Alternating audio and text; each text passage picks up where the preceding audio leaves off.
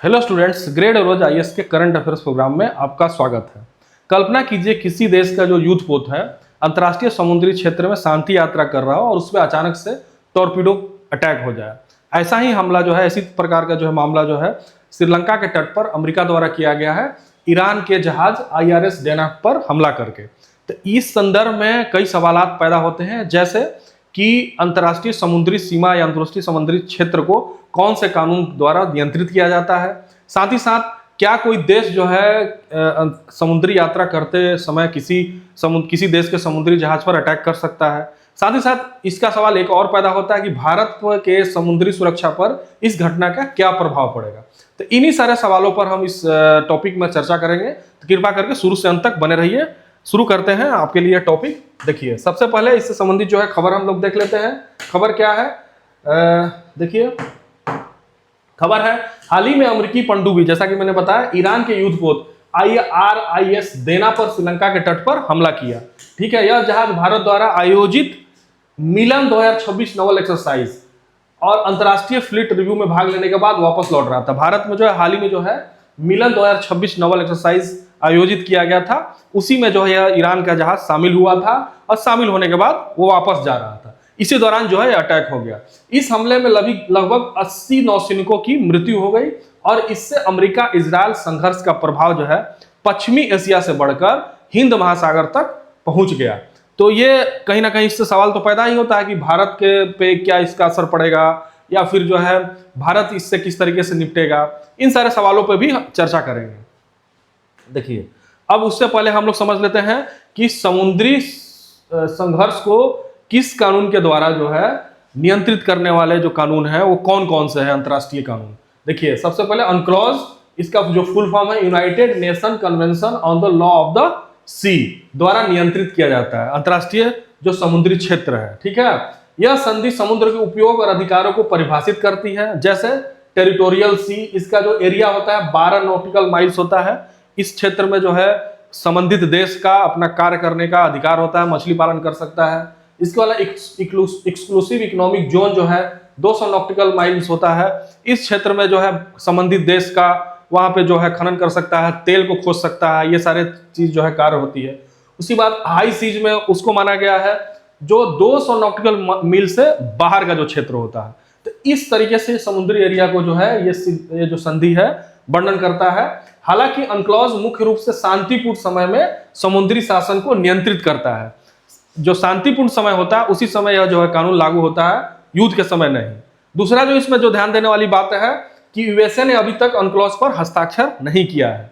ठीक है, उसी तरीके से हम लोग अगला देखते हैं नवल वारफेयर का कानून। ठीक है, जब समुद्र में युद्ध की स्थिति होती है तो लॉ ऑफ नवल वारफेयर लागू होता है। ठीक है, इसके अनुसार किसी युद्धरत देश का युद्धपोत वैध सैन्य लक्ष्य माना जा सकता है, भले ही वह उस समय सीधे युद्ध में शामिल ना हो। तो यह जो कानून है, इस आधार पे जो अमेरिका का एक्शन है कहा जा सकता है, जैसे मान लीजिए कि ईरान का जो जहाज था वो सीधे तौर पे जो शामिल तो नहीं था युद्ध में, लेकिन वो ईरान का जहाज था, चूंकि ईरान और अमेरिका में युद्ध चल रहा है।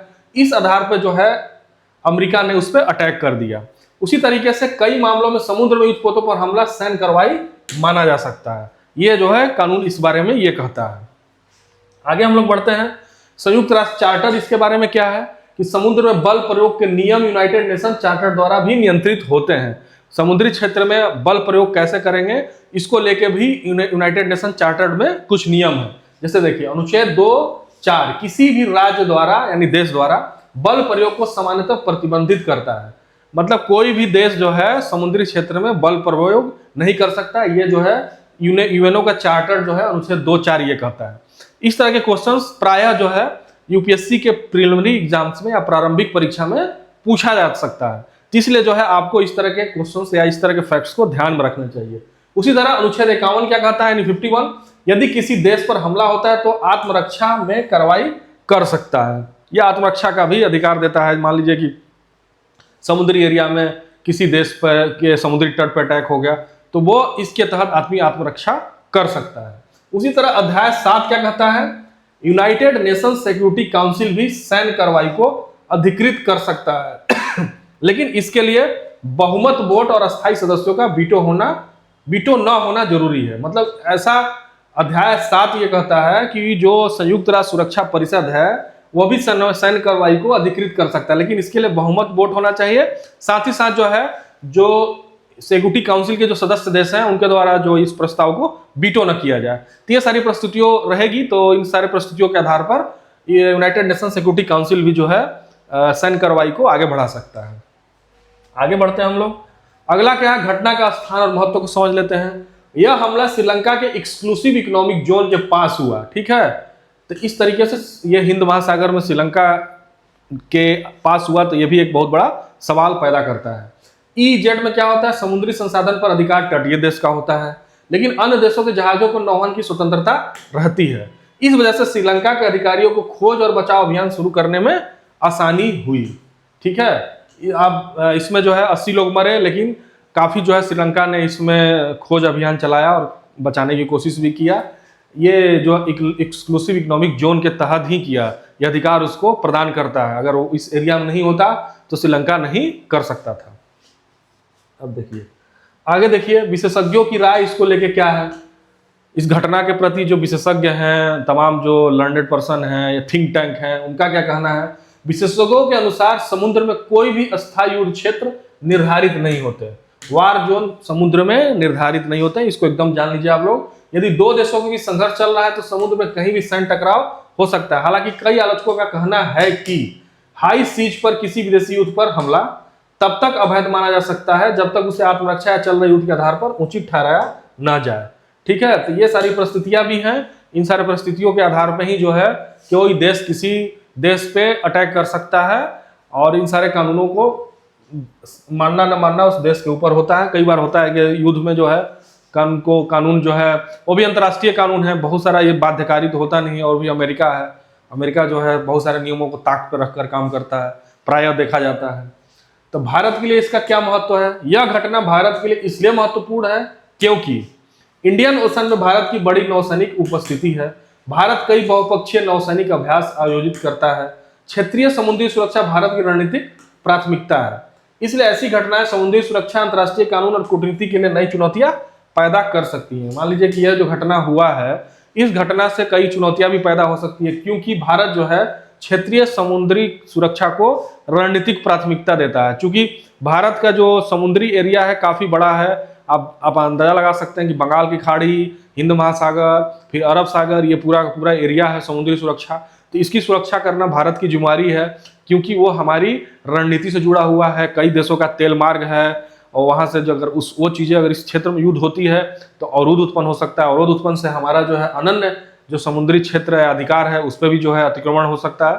तमाम जो है बाधा उत्पन्न हो सकती है। इसलिए जो है भारत के लिए ये महत्वपूर्ण है। और यहाँ पर बहुत सारे भारत की जो है नौसैनिक उपस्थिति है, बड़े बड़े जहाज रहते हैं।